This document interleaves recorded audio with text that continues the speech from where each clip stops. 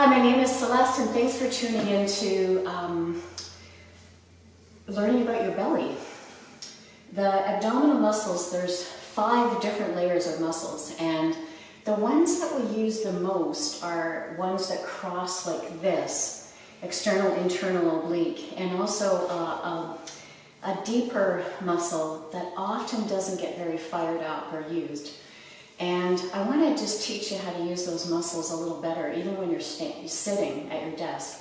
So when you're sitting, the tendency is to be sitting back on your hips. And that usually means, you've got the back of your chair, your office chair, your chair here, and you're sitting back. And usually the rib cage will be collapsed.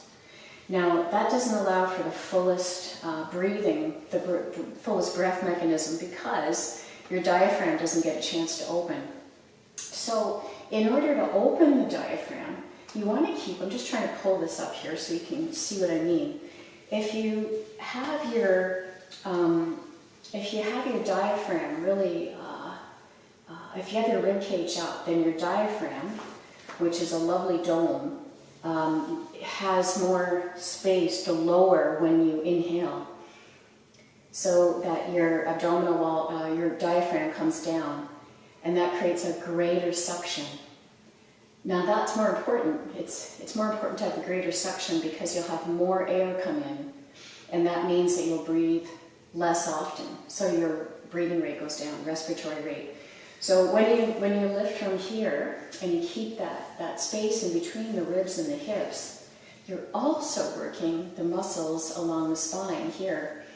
And there's quite a few down in here that usually don't get used at all.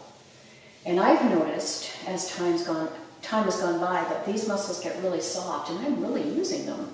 So I can imagine that if I didn't use them, there would be a ton of softness in here. So in order to use those muscles, maybe you can see, I'm really lifting from here, but I'm not popping forward. I'm keeping the rib cage lifted and chin back, body aligned, and getting that space in between the ribs and the hips.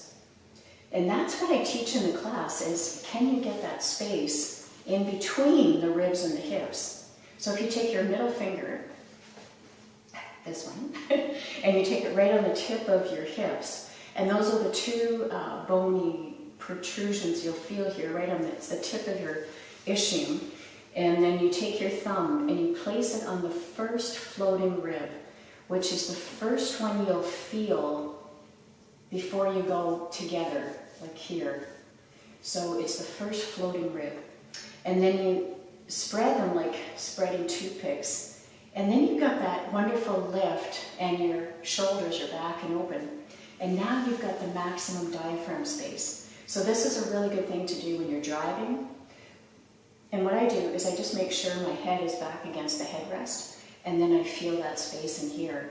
Actually, every time I get in the car, it's my yoga-mobile, and I think of getting in my yoga-mobile and stretching and breathing, and so it's kind of a delight to drive, even in Toronto.